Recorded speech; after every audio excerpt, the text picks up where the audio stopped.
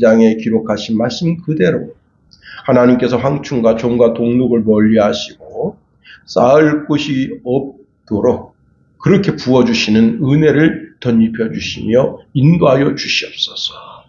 이 세상 살면서 물질 때문에 하나님 앞에 호소하거나 눈물 짓거나 괴로워하는 일이 없게 도와주시고 때를 따라 돕는 은혜를 덧입혀 주시옵소서. 또한 아버지 하나님 주정 예물을 드립니다. 예물의 많고 적음을 보지 마시고 예물 드린 심령 중심을 감찰하여 주시옵소서. 그 마음이 항상 주 여호와를 향함으로 말미암아 하나님의 인도하심, 하나님의 만지심이 있는 삶이 되게 허락하여 주시옵소서. 또한 주의 전을 달리면서 드려지는 모든 헌신들을 기억하여 주시옵소서.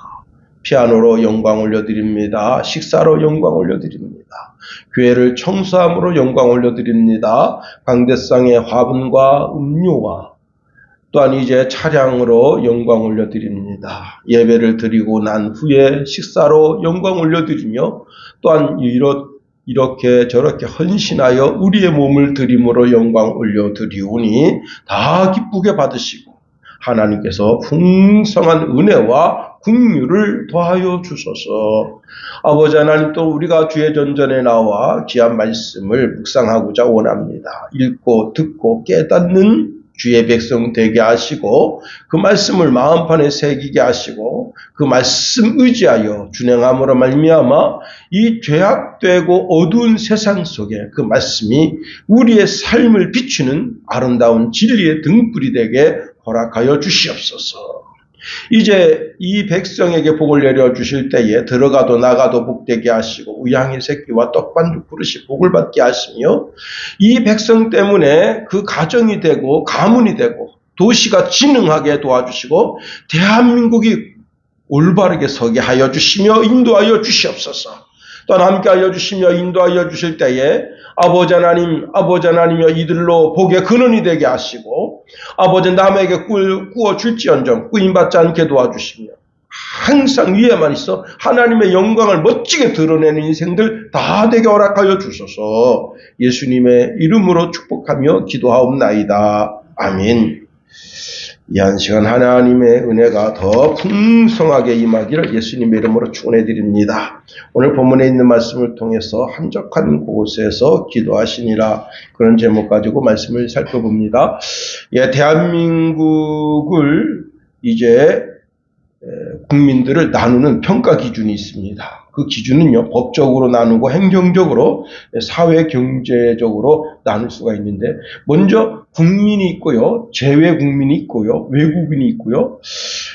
국민이라고 하면 이제 대한민국 국적을 가진 자로서 속인주의, 즉 부모가 한국인임을 원칙으로 합니다. 재외 국민이라고 하는 것은 이제 대한민국 국적을 유지한 채 외국에 거주하는 자를 말합니다. 외국인은 이제 당연히 외국인이죠. 그죠? 자기 나라 국적을 포기하고 대한민국 국민으로 귀화하는 자도 있습니다. 또 나이별로도 나눌 수가 있어요. 미성년자, 선거권자, 비선거권자, 납세자. 소득별로도 나눌 수가 있습니다. 중위소득, 최약계층. 거주지별로도 나눌 수가 있습니다. 아파트, 단독주택, 전세, 월세, 일일세, 또 일주일씩 세를 내는 것도 있다네요. 사람이 살아가는 삶의 형태가 천태만상이다. 한 주민이 자신의 아파트는 서민 아파트인데 자기가 지하 2층 주차장을 내려가 보니까 페라리가 있더라고요. 그것도 2대나 있고요. 람보르기니도 1대가 있더라는 거예요. 그래서 자기가 놀랬다는 겁니다. 자기는 유명한 연예인인데 자기는 굉장히 검소해요. 이분이 자기가 여직 번 모든 돈을 거의 다 기부를 했습니다. 그래서 서민 아파트에 사는데, 그래서 자기는 겨우 소나타 타고 다녀요. 그것도 보니까 오래됐어. 여러분, 소나타 눈 보면 이렇게 된 거 있잖아요. 그 눈이야. 그러니까 이게 제가 볼 때 한 20년 이상 되지 않았나 하는 생각을 가지게 됩니다. 아주 오래된 소나타예요. 그 눈이 그런 게, 그걸 보면 알 수 있거든. 그런데 그런 걸 타고 다니는데, 이야, 아니, 자기 아파트가 서민 아파트인데 이렇게 고급차가 있다고? 예. 여러분, 생긴 모습 또한 취미, 취향도 다 다르고 좋아하는 음식도 다르고 사람들의 키도 피부색도 다 다르고 가난한 사람이라도요 멋지게 차려입고 멋지게 식사하는 사람도 있지만 또 라면 한 끼니도 제대로 먹지 못하고 어려운 형편 속에 있는 사람도 있습니다. 정말 사람들의 사는 삶의 모습이 천태만상이라는 겁니다. 그런데 영적인 분류는 어떠하겠는가 하는 겁니다. 영적인 분류는요, 딱 두 가지로만 나눌 수가 있습니다. 하늘문이 열린 사람과 하늘문이 닫힌 사람, 이렇게 두 가지로만 나눈다는 겁니다. 즉, 그리스도인과 세속인, 이렇게 두 가지로 나눌 수 있다 하는 겁니다. 하나님을 아버지라 부르는 사람과 마귀를 아버지라고 부르고 따르는 사람들, 이렇게 나눌 수 있다 하는 겁니다. 누가복음 16장에 보면 이제 나사로는 거지입니다. 예.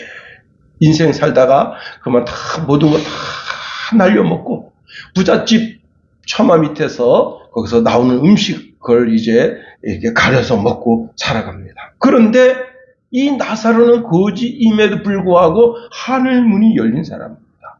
그런데 부자는 하늘문이 닫힌 사람입니다. 부자는 늘 호화로운 잔치를 하면서 살지만 하늘문이 닫혔습니다.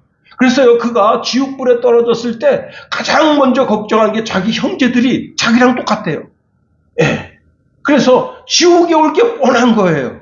하늘문이 열리지가 않은 거예요. 자기 자녀들이 하늘문이 열리지가 않았어요. 그래서 야, 이거 어떻게 하면 될까? 자기가 아이디어를 냈는데 자기 집 문 앞에서 구걸하던 그 거지 나사로를 부활시켜서 세상에 보낸다면 혹시 내 형제들이, 내 자녀들이, 내 부모와 내 형제들이 혹시 회개하고 천국에 가지 않을까 하는 그런 마음이 그 속에 있었던 겁니다. 우리가 이 땅에서 이렇게 살든지 저렇게 살든지 그게 그렇게 중요하지 않습니다. 우리가 다 죽으면 육신이 흙으로 돌아갈 뿐입니다. 그러나 영혼은 그 주신 자에게로 돌아간다는 겁니다. 하늘문이 닫힌 사람은 그토록 무서워하는 지옥에 가는 거죠. 이 세상에서 가장 행복자는 비록 자기가 다리 밑에서 이제 주워온 가마니로 자리를 깔고 살더라도 하늘문이 열린 사람이 최고의 복을 받은 사람이라는 겁니다. 에스겔이 이제 남유다가 멸망하기 전 바벨론에 의해서 포로로 끌려가서 자기가 제사장 출신임에도 불구하고 이제 그렇게 거기서 선지자로 살아갑니다. 그런데 그가 사로잡혀간 갈대아 사람들의 그발 강가에서 정말 자기뿐만 아니라 모든 유대인들이 다 거지처럼 사는 거죠. 조국이 무너졌고 성전도 무너졌고 자유를 빼앗겼습니다. 포로가 뭐예요? 포로. 포로라고 하는 것은 자유를 빼앗긴 자가 아니겠습니까? 그리고 꿈도 다 깨졌다. 자신의 정체성까지 흔들리는데 그 그발 강가에서 그가 하루는 하늘문이 열리면서 하나님의 이상을 보게 되는 겁니다. 하늘문이 열리게 된 거예요. 여러분, 어떤 극한 절망 속에 있더라도 하나님이 하늘문을 열어주시는 그런 주의 백성 다 되기를 예수님의 이름으로 축원해 드립니다. 성경에 이렇게 말씀하고 있습니다. 30째 해 넷째 달 초닷새에 내가 그발 강가 사로잡힌 자 중에 있을 때에 하늘이 열리며 하나님의 이상을 내게 보이시니라. 그렇습니다. 여러분, 에서 보세요. 에서는 아버지 말씀에 순종하는 사람이고 아버지의 전 재산을 다 상속받은 사람입니다. 모든 사람들이 볼 때 그 야곱은 없어지고 에서가 그 집 재산 전부 그냥 상속받아서 부자로 떵떵거리며 사는구나. 그런데 성경은 그를 들 사람이라. 거칠고 남성적이고 세상적으로 보면 매력적인 인물인데 결정적인 문제가 뭐냐면 하늘문이 닫힌 사람입니다. 그런데 야곱은 어떻습니까? 야곱은 여러분 하늘문이 열린 사람입니다. 그가 이제 팥죽 한 그릇으로 장자의 명분을 사고 그리고는 삼촌 라반의 집을 향하여 가다가 루스 광야에서 하늘문이 열렸습니다. 하늘문이 열리니 여러분 그 하늘문이 열릴 때 너무너무 감사하고 너무너무 놀랐고 하나님이 약속을 주시는데 내가 너와 함께 있어 내가 어디로 가든지 너를 지키며 내가 내게 허락한 것을 다 이루기까지 너를 떠나지 아니하리라 그렇게 약속을 주십니다. 그렇습니다. 하늘문이 열리니까 근심 걱정 염려가 사라집니다. 소망이 생기고 용기가 백배하게 되는 거예요. 성경에 에서에 대해서 뭐라고 말씀하고 있는가 하면 히브리서 12장 17절에 보니까 눈물을 흘리며 구하되 회개할 기회를 얻지 못하였다 했습니다. 하늘문이 닫힌 사람의 삶이 이와 같다는 겁니다. 여러분 나는 이러한 인생을 살겠다. 미래 계획을 세웁니다. 앞으로 5년은 이런 삶, 앞으로 10년은 이런 삶, 앞으로 15년째, 20년째 이런 미래의 계획을 가지고 있을지라도 목적지가 없는 사람은 참 괴로운 사람입니다. 세상 사람들은 자신의 목적지가 어딘지를 몰라요. 그러나 그리스도인들은 목적지가 분명한 겁니다. 바로 천국이죠. 하늘문을 가진 자가 누굽니까? 박사기를 따야 하늘문을 열리는가요? 아니죠. 하나님은 믿음의 사람들에게 하늘문을 열어주신다는 겁니다. 계시록 3장 8절에 보니까 볼지어다 내가 내 앞에 열린 문을 두었으되 능히 닫을 사람이 없으리라. 내가 내 행위를 아노니 내가 작은 능력을 가지고도 내 말을 지키며 내 믿음을 배반치 아니하였도다 했습니다. 여러분 그 열린 문을 무엇으로 여느냐? 믿음으로 연다는 겁니다. 사도행전 14장 27절에 보니까 그들이 이르러 교회를 모아 하나님이 함께 행하신 모든 일과 이방인들에게 믿음의 문을 여는 것을 보고하고 믿음으로 하나님의 나라를 연다. 하늘나라 문을 연다. 우리 예수님이 하나님 나라의 바로 그 문이라고 선언하셨습니다. 요한복음 10장 7절에 보니까 나는 양의 문이라 말씀하셨습니다. 요한복음 10장 9절에 보니까 내가 문이니 누구든지 나로 말미암아 들어가며 구원을 받고 또는 들어가며 나오며 꼴을 얻으리라 말씀하십니다. 그렇습니다. 여러분 하늘문이 열린 사람들의 특징이 있는데 그 사람들은 예수님을 만나는 것을 최고로 좋아하는 거예요. 예배 시간을 빠지지 않아요. 무슨 일이 있어도 교회에 나와서 예배합니다. 요한복음 8장 47절에 보니까 하나님께 속한 자는 하나님의 음성을 듣나니 너희가 듣지 아니하면 하나님께 속하지 아니하였음이로다 말씀하십니다. 세상 사람들은 예배 시간에 뭐 하러 가느냐? 골프 치러 갑니다. 제가 참 이제 우리 아버님 모시러 시골집에 가는데 갈 때마다 느끼는 게 뭐냐면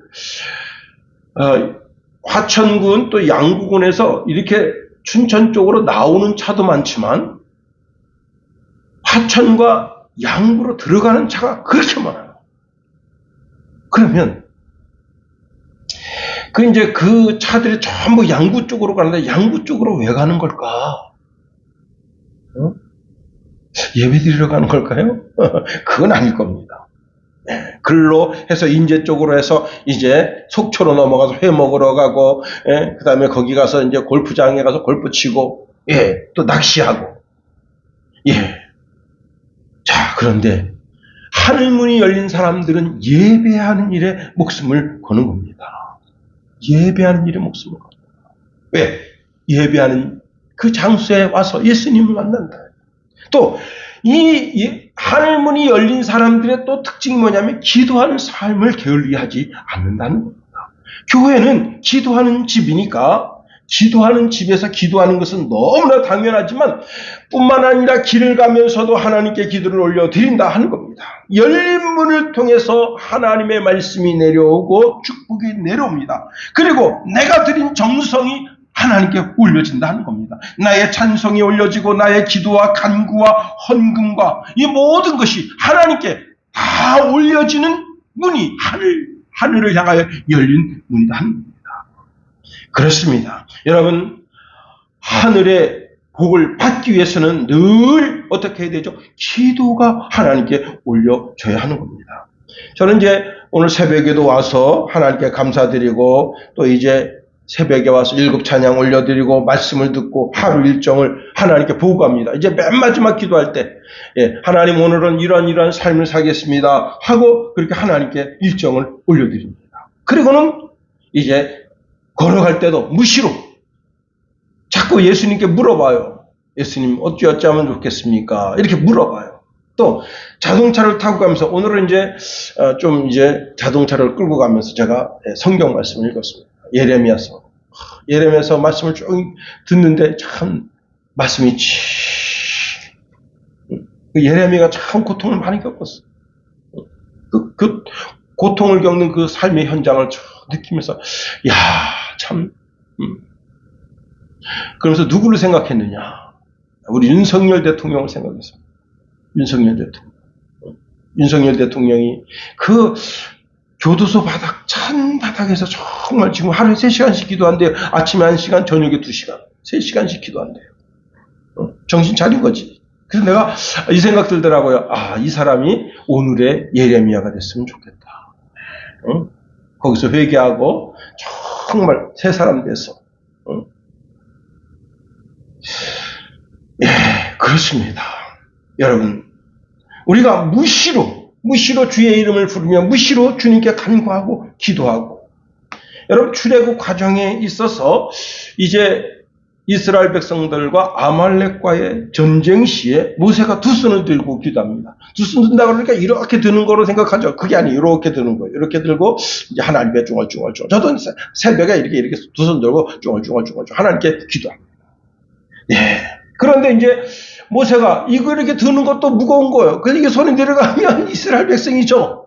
이스라엘 백성이 지금 안 되잖아요. 그래서 여기다 돌 같은 걸 이렇게 받쳐놓고 이렇게 놓고 아론과 훌이 두 손을 붙잡아 들어 올린 겁니다. 그런데 손을 든다는 게 뭐예요? 항복하는 거지. 하나님 앞에. 나 하나님 앞에 항복합니다. 나 하나님 없으면 못 살아요. 하나님이 나의 전부입니다. 라고 하는 고백을 드리고 하나님의 인도하심과 하나님의 주관하심이 내 삶에 있어야 됩니다. 라고 하는 고백을 하는 겁니다.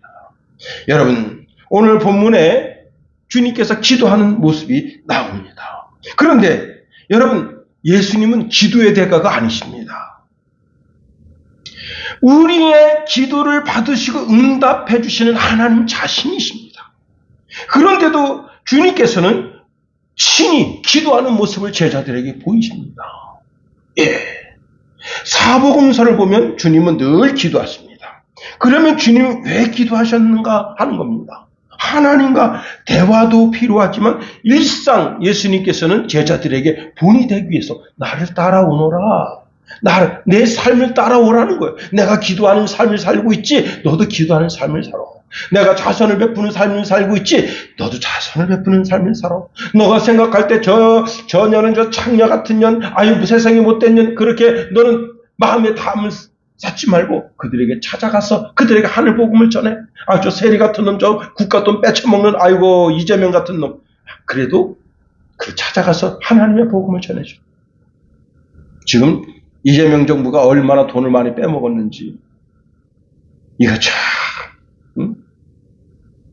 지금 대통령 된 지 얼마 되지도 않았는데 그냥 몇백조는 그냥 기본입니다.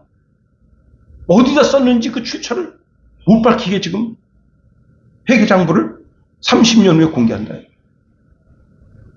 이게 뭡니까 이게? 참 기가 막힙니다. 참 악의 본을 보여주는 거죠. 악의 본. 국민들 이렇게 30만 원 나눠주고 20만 원, 이 돈이 아니에요. 이 돈 출처를 지금 못 밝히게 하는 거예요. 문재인하고 똑같아. 하는 짓이. 여러분, 우리는 선한 본을 보이는 사람이 돼야 됩니다. 악의 본을 보이는 사람이 되면 안 되는 거예요. 예수님이 제자들의 발을 씻기십니다. 그러시면서 이렇게 말씀하셔. 요한복음 13장 14절 15절에 내가 주와 또는 선생이 되어 너희 발을 씻겼으니 너희도 서로 발을 씻어주는 것이 옳으니라. 내가 너희에게 행한 것 같이 너희도 행하게 하려 하여 본을 보였노라 했습니다. 그리고는 17절에 너희가 이것을 알고 행하면 복이 있으리라. 뭘 알고? 내가 이렇게 본을 보이는 것을 너희가 알고 너희도 똑같은 나와 똑같은 삶을 살면 행복하게 된다. 여러분, 발을 씻겨주는 자리는 섬김의 자리예요. 가장 낮은 자리로 자기 자신을 낮추는 겁니다. 우리 일상 가운데 가장 낮은 자리로 낮아져서 섬김의 자세로 나아가라 하는 겁니다. 예. 이재용 삼성그룹 회장이 이제 그 반도체 기계가 들어오는데 반도체 기계가 들어와서 다 세팅이 됐습니다. 작동을 하는데 작동이 안 돼요. 기가 막히죠. 여러분, 하루에 그냥 수백억, 수천억이에요. 응? 그런데 기계가 세팅이 다 됐는데 안 다. 근데 이제 여러분 그 일본에서 온 기술자, 최고 기술자가 와서 다 해도 안 돼. 그 우리나라 기술자는 뭐 그냥 그 일본 기술자만 쳐다보는 거죠. 그런데 이제 한국 기술자가 있는데 노할아버지입니다. 내일 모레면 진짜 은퇴도 벌써 했어도 벌써 해야 되는 사람인데 그래도 그 사람이 그 공장장이고 오래된 사람이에요. 그 사람 청진기 들고 오니까 젊은 과학자들이 다 웃습니다. 야, 이게 뭐야 이거.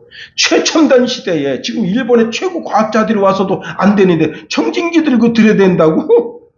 최첨단 기계에. 근데 이재용 회장이 막 그 젊은 사람들, 젊은 과학자들이 다 이 노인네를 조롱하고 비웃어요. 그때 이재용 회장이 젊은 과학자들 나무래. 이분이 비록 공부는 높지 않을지 몰라도 경험은 여러분들의 몇 갑절입니다. 그래가지고 이제 이분이 청진기를 다 대고 하더니 어디에 베어링에 문제가 있는 것 같습니다. 딱 집어서 베어링 가니까 윙 하고 돌아갑니다. 여러분, 겸손의 자리. 겸손의 자리. 예수님께서 여러분 주기도문을 가르쳐 주십니다. 제자들이 예수님 기도하는 모습을 보고 예수님 우리도 예수님처럼 멋지게 기도하고 싶어요. 그러면서 예수님께서 기도문을 가르쳐 주십니다. 우리 주님은 우리의 모든 것에 스승이 되시며 모든 것을 다 알려주시고 너희들 나처럼 기도하라. 그러면 내가 다 들어 응답해 주겠다 말씀하십니다. 자, 오늘 본문에 보면 이제 예수님이 한 마을에 가시는데 나병 환자가 있습니다. 이때 당시에 나병 환자가 이 마을에 있었다고 하는 것은 이 사람은 원래 나병 환자는 마을에 같이 못 살아요. 그런데 이 마을로 예수님 오셨다는 이야기를 듣고 그 마을로 무적 작정하고 간 거예요. 자, 그리고는 예수님 앞에 납작 엎드립니다. 배를 땅에 깔고 그리고 이제 얼굴을 흙에다 대고 이렇게 손을 들면서 뭐라고 이야기했느냐. 주여 원하시면 나를 깨끗게 하실 수 있나이다 하니까 여러분 나병 환자인 것을 알고 주인이 사람들 다 한 발짝 물러납니다. 그런데 예수님 그게 아닙니다. 오히려 그에게 다가가고 이제 그의 몸에 직접 손을 대시면서 내가 원하는 이 깨끗함을 받으라 하니까 나병의 근원이 싹 사라진 거예요. 여러분 오늘 이 시간 예배하면서 하나님께서 여러분의 몸에 손을 대시는 역사가 있기를 예수님의 이름으로 축원해 드립니다. 여러분 지혜가 없는 자가 지혜를 구하기 위해서 하나님께 간구하며 기도할 때 하나님께서 그 지혜 없는 머리에 손을 대시면 지혜가 생기는 거예요. 여러분 육신이 연약합니다.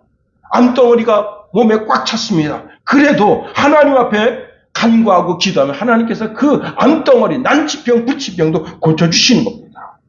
여러분 아무데도 아프지 않고 건강하게 사는 것도 복이지만 혹시 질병과 질고리나여 주님 앞에 나와서 간구하며 기도할 때 하나님께서 손을 대시며 내가 원하노니 깨끗함을 받으라 응답받는 사람은 자기 삶의 간증도 있고 얼마나 좋습니까? 그리고는 주님이 이렇게 말씀하십니다. 아무데도 이르지 말고 가서 제사장에게 내 몸을 보이고 또 내가 깨끗하게 됨으로 인하여 모세에게 명한 대로 예물을 드려 그거들에게 입증하라 말씀하십니다. 자, 나병 환자가 깨끗함을 입은 거예요. 여러분 얼굴이 막 그냥 진짜 엉망진창이고 손이 엉망진창이고 그랬던 사람이 그 살이 어린아이 살처럼 보들보들하게 되고 그러니까 그 소문이 쫙 퍼지니까 많은 사람들이 예수님께 말씀을 들으러 오기도 하고 병든 사람들이 자신의 병을 고치기 위해서 예수님께 모여들었습니다. 그런데 그 절정적인 상황 속에서 주님께서 그들을 뒤로하고 뭘 하러 가셨느냐? 기도하러 가셨다. 여기 지금 이 많은 사람들이 말씀 들으러 온 사람들입니다. 많은 사람들이 자기 질병을 고치고 싶어서 예수님께 온 거예요. 근데 그 사람들을 뒤로하고 기도하러 가셨다. 우리가 이 말씀을 통해서 몇 가지로 은혜를 나누고자 원하는 겁니다. 여러분, 우리는 모든 일을 정지하고 기도하는 습관을 들여야 한다 하는 겁니다. 자, 그러면 일도 잘 되고 모든 것이 협력하여 최고의 아름다운 삶이 되도록 하나님이 만들어 가신다는 겁니다. 우리가 일에 치여서 사는 것을 하나님 원치 않으십니다. 모든 일을 정지하고 기도에 전념하고 능력받아서 멋지게 일하기를 주님 원하신다는 겁니다. 여러분, 우리의 일상에 모든 삶을 정지하고 기도하는 일에 집중하면 하나님도 여러분 돌머리 같은 학생도 공부가 되게 하시고 직장도 되게 하시고 사업장도 되게 하시고 병원도 되게 하시고 여러분 삶에 꿈꾸며 계획하며 간구하는 모든 것이 되게 하신다. 그렇습니다. 그런데 기도하지 않고 자신의 능력으로 뭘 하겠다고 하는 사람은 하나님 그 사람 책임져 주지 않으십니다. 우리는 주님이 가르쳐 주신 기도의 삶이 우리 삶의 최우선이에요. 영순이어야 된다는 거예요. 모든 일을 중지하고 기도하는 일에 전념하라. 그것이 오늘 예수님이 우리의 삶에 보여주는 겁니다. 주님은 여러분 12 제자를 뽑는 일이 얼마나 중요합니까? 마음에 쏙 드는 사람, 충성을 잘할 사람. 그런데 그 사람들을 쫙 뽑아 수만 명이 예수님을 따를 때 그 사람들 전부 다 이름 그리고 사는 데가 어딘지 그 다음에 주소가 어딘지 그리고 그 사람이 지금 성향이 어떤 사람인지 여러 사람을 거쳐서 조사하고 그렇게 해야 되는데 주님 그렇게 하지 않으십니다. 주님은 모든 것을 다 기도하고 기도하는 일에 전념하십니다. 밤새도록 기도하시고 그리고 12를 뽑습니다. 여러분 그렇습니다. 누가복음 6장 12절에 보면 제자들을 뽑는 일에 주님께서 작정하고 기도하러 산에 올라가셔서 밤새 기도하셨다고 말씀하고 있는 겁니다. 그렇습니다. 내 일상의 모든 삶을 정지하고 기도하는 일에 전념하라. 기도하는 일에 전념하라. 기도하는 일에 전념하면 어떻게 되는 거예요? 하나님께서 그 사람의 삶을 되도록 하신다는 겁니다. 그렇습니다. 여러분, 우리 삶에 기도하는 삶을 적용해야 된다는 겁니다. 이사 갈 때 집 알아보는 것이 얼마나 중요합니까? 그러나 기도부터 하라는 거예요. 모든 걸 멈추고 기도하는 일에 전념해 보라는 거예요. 여러분, 결혼하는 것이 얼마나 중요합니까? 이렇게 찾아보고 저렇게 찾아보고 그러나 그보다 뭐라고요? 기도하는 일에 전념하라. 직장을 구하는 일이 얼마나 중요합니까? 그러나 먼저 기도하라는 거예요.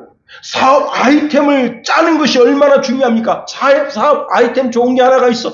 창업 얼마나 중요합니까? 그러나 그건 놓고 기도하라. 우리는 기도보다 성령보다 앞서지 말아야 된다는 겁니다. 제가 늘상 말씀드리지만 신일교회 그 이경호 장로님, 여러분 사업하다 쫄딱 망했어요. 사람 믿는다고 자기 밑에 있는 부장을 믿고 그냥 자기 사업을 다 믿고 자기는 중국에 가서 중국 여러분 그때 12억 인구인데 12억 인구에게다가 전부 다 자기가 입는 가죽 옷을 입히겠다는 꿈을 가지고 왔는데 이 부장이 한국에서 다 해먹은 거예요. 돌아오니까 다 날아갔어. 그러니까 여러분 한국에 게 안 되니까 중국의 것도 안 돼. 다 망했어. 그래서 와가지고 있는데 그분이 모든 일을 정지하고 가장 깊은 밤, 가장 절망적인 밤 주의 성전에 나와 성전 문을 열고 여러분 강대성 앞에서 무릎 꿇고 눈물 호소하는 거 하나님. 그때 하나님께서 그 길을 열어주시는 겁니다. 내가 내 힘으로 내 지혜로 내 능력으로 뭘 아닙니다. 여러분 운전대 자꾸 갈 때 먼저 기도하세요.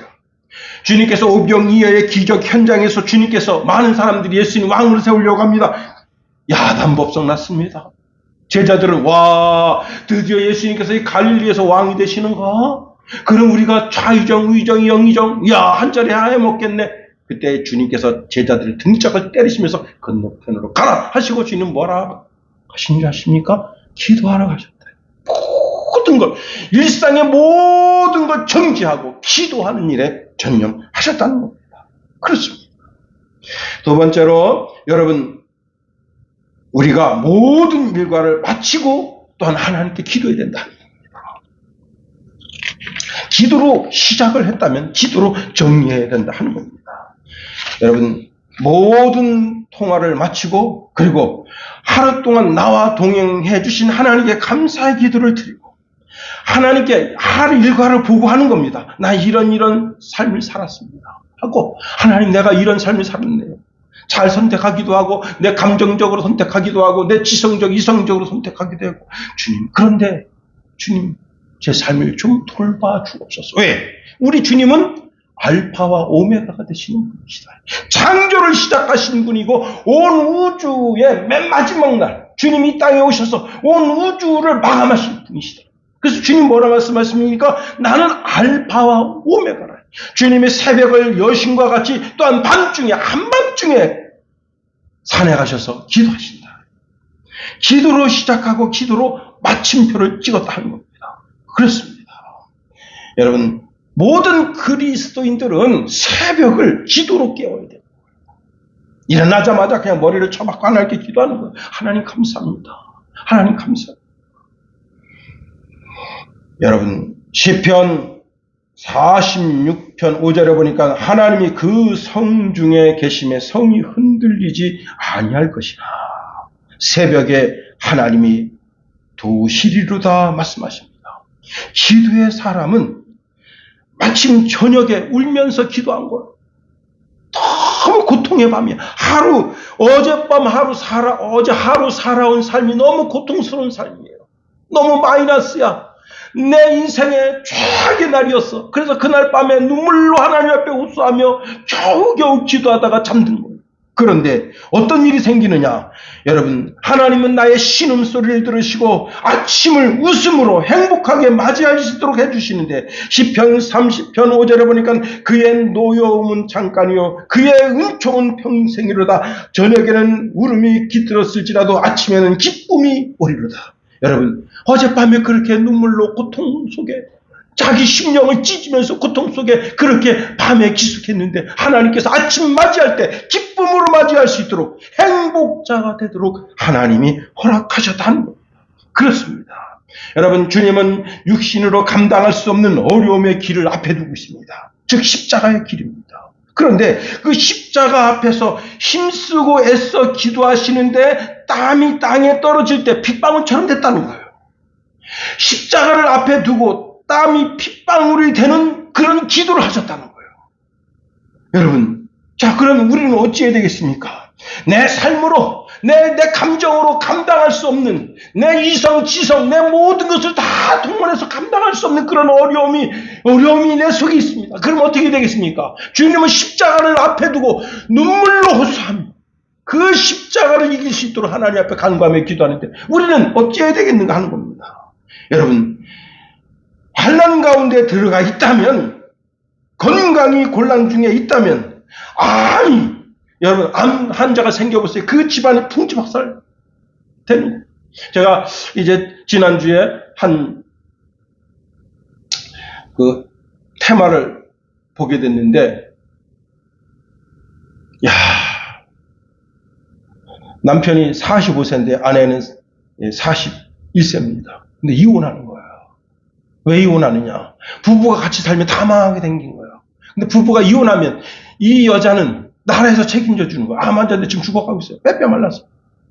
그런데 돈이 하나도, 지금 자기 아내를 고치려고 10억짜리 아파트를 팔았어. 병원비를 다 댔는데 다 날아갔습니다. 그리고 자기가 이 사방팔방 돈을 꿔서 댔는데 그게 5, 6억 갖다 댄 거예요. 근데 이제 돈 다 날아갔어. 자기도 못 살아. 자기도 못 살게 됐고 자기 아내도 못 살게 됐는데 사회복지사가 사는 소리가 이런 얘기합니다. 이혼하세요. 그러면 살게 됩니다. 나라가 이 여자를 책임져 줍니다. 와, 그런데 참 이 사회복지사가 대단한 여자죠. 응? 이혼하게 되면 죽어갈 사람 나에서 책임진다. 그 돈이 나오는 거예요. 그 돈이. 치료비가 나오게 되는. 근데 이 부부가 있으면 이 남자가 건강한 사람이라 그래가지고 돈이 안 나와. 이게 대한민국 시스템입니다. 뭐가 잘못됐어? 아니 그 10억짜리 아파트가 날아가고 그 주변에 지금 빚진 게 5, 6억 빚을 졌어. 근데 이제 병원비를 더 못해야 되는 거야.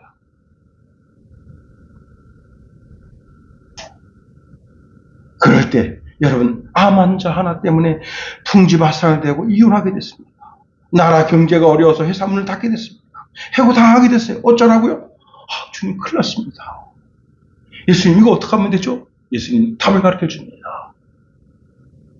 내가 겟세마네 동산에서 그 십자가를 앞에 두고 정말 그 땀이 떨어질 때 땀이 그냥 핏방울이 떨어진 그 눈에 눈물이 눈에 그 모세혈관 세포가 터져가지고 거기서 그 눈에서 눈물이 툭 떨어지는데 그게 여러분 그렇게 떨어지던데 기도하는 걸 보여주지 않았니?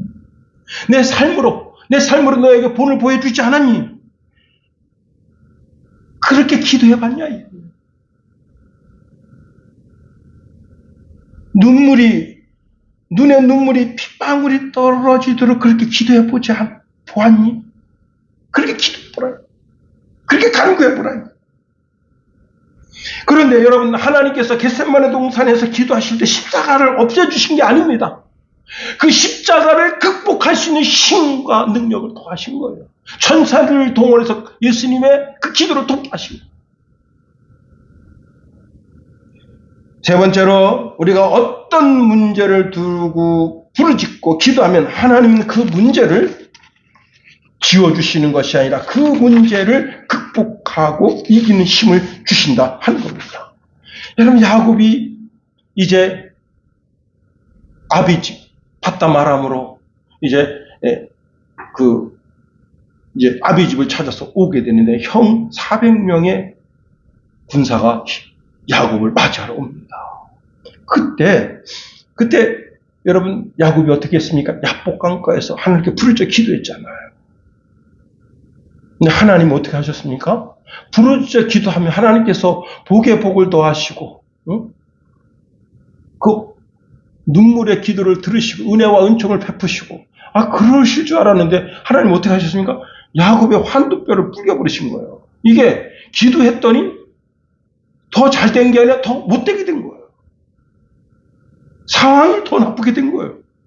여러분 우스갯소리로 그런 얘기가 있다잖아요. 한 사람이 이게 산길을 가다가 그만 넘어져가지고 그냥 산 낭떠러지게 막 떨어져가다가 어떻게 구사일생으로 칡뿌리 하나 딱 붙잡고 견디면서 거기서 이거 나를 살려주실 분은 하나님뿐이다. 그래서 하나님 저 지금 죽게 생겼습니다. 하나님 저를 좀 살려주세요. 그래가지고 막 부르짖어 기도하니까 하나님께서 이제 주의 천사를 보내서 내가 너를 구해주마. 너 그 붙들고 있는 걸 내려놔라. 손으로 놔라.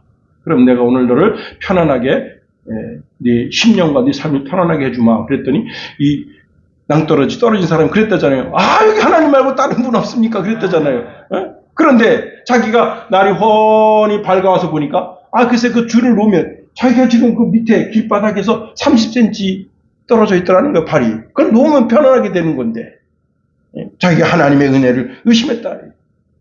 그런데 야곱은 지금 하나님 앞에 부르짖어 기도했는데 너는 내게 부르짖으라 내가 내게 응답하겠고 내가 알지 못하는 크고 비밀한 일을 내가 이루리라고 말씀해 주셨는데 크고 비밀한 일을 이루시는 하나님이 그래 환두뼈를 쳐가지고 거기서 여러분 그래가지고 야복강가에서 야곱이 어떻게 됩니까? 쩔뚝쩔뚝거리면서 형을 맞이하러 가는 거 아니에요. 그런데 여러분 형이 제가 아까도 말씀드린 것처럼 이삭의 모든 재산을 다 상속받아서 양이 천천이고 만만입니다. 야곱이 뇌물 쓴다고 말이죠. 그렇게 낙타를 보내고 양을 보내고 소를 보내고 다 그 필요 없어. 그리고 이제 야곱의 처들이 딱 오는데 그다음 야곱의 이제 그 자식들이 오는데 자기 마음 이제 그냥 응어리가 풀어지지 않습니다. 그런데 자기가 생각하는 거예요. 야곱이 이놈이 바담 아람 외삼촌의 집에 가서 그냥 떵떵거리며 왕처럼 귀족처럼 그렇게 멋지게 그냥 관도 쓰고 그다음에 옷을 그냥 그 비단 저고리를 잘 입고 멋지게 입고 올 줄 알았는데 입고 있는 옷이 목동의 옷입니다. 자기는 지금 장군의 옷을 입고 있는데 옷에서 비교가 되질 않아. 그런데 야곱이 지금 어떤 상황이냐? 여러분 이 환두뼈가 부러져 가지고서는 이 지팡이를 의지하지 않고는 보행이 안 되는 그런 상황입니다. 여러분 우리가 분명히 자 기도해서 복 받는 줄 알았는데 기도해서 환두뼈가 부러졌다? 더 안 된 것 같지만 안 된 것을 통해서 하나님 되게 하시는 역사를 이루시는 겁니다. 여러분 집안에 생각지도 못한 일이 생깁니다. 그 일 때문에 하나님 의지하고 새벽 예배하고 철야 기도하고 그로 인해서 겸손해지고 나의 삶의 환난 때문에 내 영이 사는 길이 열려지게 되는 겁니다. 사도 바울 보세요. 사도 바울 몸에 뭐가 있습니까? 사단의 가시가 박혔다. 그것 때문에 항상 아파하고 신음하고 하나님께 부르짖어 기도합니다. 여러분 자기 몸에 사단의 가시가 있어요. 그 사단의 가시가 이제 안질일 거라고 해석하는 목사님도 있지만 간질일 것이라고 해석하는 목사님도 있어요. 야 간질. 여러분 설교하다가 간질이 올라와서 이게 참 미치는 거 아니야. 응? 안질은 괜찮아. 응? 잘 안 보이니까. 저도 이제 사실 이제 눈이 시력이 굉장히 많이 나빠져서 지금 이제 설교 이 글자 포인트가 17포인트로 올라가. 어? 그런데도 성경 구절은 이제 14포인트인데 가끔 안 보여. 그래서 자꾸 틀리게 읽는 거예요. 야. 여러분. 그런데 바울이 그것 때문에 얼마나 하나님께 부르짖어 기도했습니까? 그러니까 아주 간절히 하나님께 3번 부르짖어 기도했는데 하나님이 이렇게 말씀하신 거예요. 내 은혜가 내게 족하다. 이는 내 능력이 약한 데서 온전하여 줌이라. 그래서 그때부터 바울이 자기의 약함을 자랑했다는 겁니다. 고린도후서 12장 10절에 이렇게 말씀하고 있네요. 내가 그리스도를 위하여 약한 것들과 능력과 궁핍과 박해와 곤고를 기뻐하노니 이는 내가 약할 그때 강함이라 말씀하십니다. 여러분 이 바울은 보통 사람 아닙니다. 감옥에 지금 갇혔습니다. 그때 거기서 찬송하고 기도할 때 하나님이 지진이 일어나게 해서 옥터 전체가 흔들리고 옥문이 열리게 하고 간수를 구원하게 하고 그 집안을 다 구원시키고 그 빌립보의 교회를 세우는 멋진 역사를 이룬 사람입니다. 그런데 지금 바울이 감옥에 갇혔습니다. 그 감옥에 갇혔는데 그때랑 똑같이 여러분 경험이 있잖아요. 응? 10수년 전 그 빌립보에서 경험이 있잖아요. 그래서 거기서 하나님을 부르짖어 기도합니다. 하나님 그때 나를 그 교도소에서 꺼내주셨던 것처럼 나를 여기서 꺼내주셔야 내가 여기서 복음을 증거하는 멋진 삶을 살지 않겠습니까? 아무리 기도해도 하나님 나받지 않으십니다. 그래서 할 수 없이 어떻게 한 거예요? 거기서 편지를 쓴 것이 우리가 읽는 성경이 된 거예요.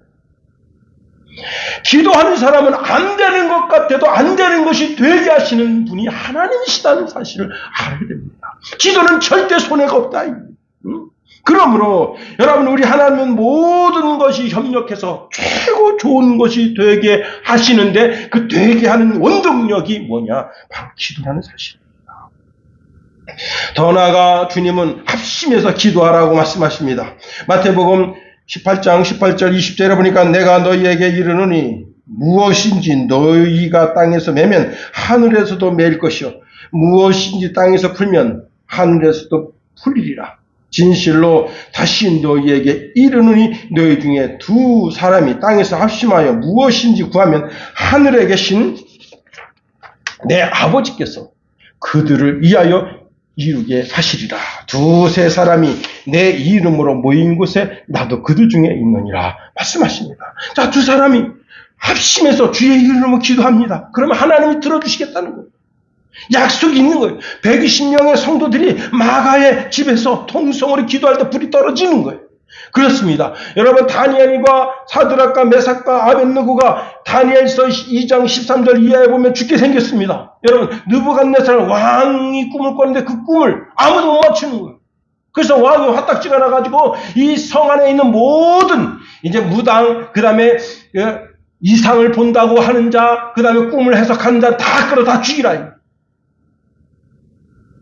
그때 여러분, 다니엘과 사드락과 메삭과 아벳느고가 어떻게 했습니까? 하나님께 부르짖어 기도했죠. 그때 하나님께서 여러분 하늘의 몽상을 그 다니엘에게 주셔서 다니엘이 그 꿈도 알아내고 꿈 해석도 왕에게 베풀게 되면서 어떻게 됐습니까? 다니엘은 총리가 되고 새 친구는 도지사가 되게 됐다. 하나님께서 곤란 때 기도하면 그렇습니다. 여러분, 우리는 기도의 습관을 들여야 돼요.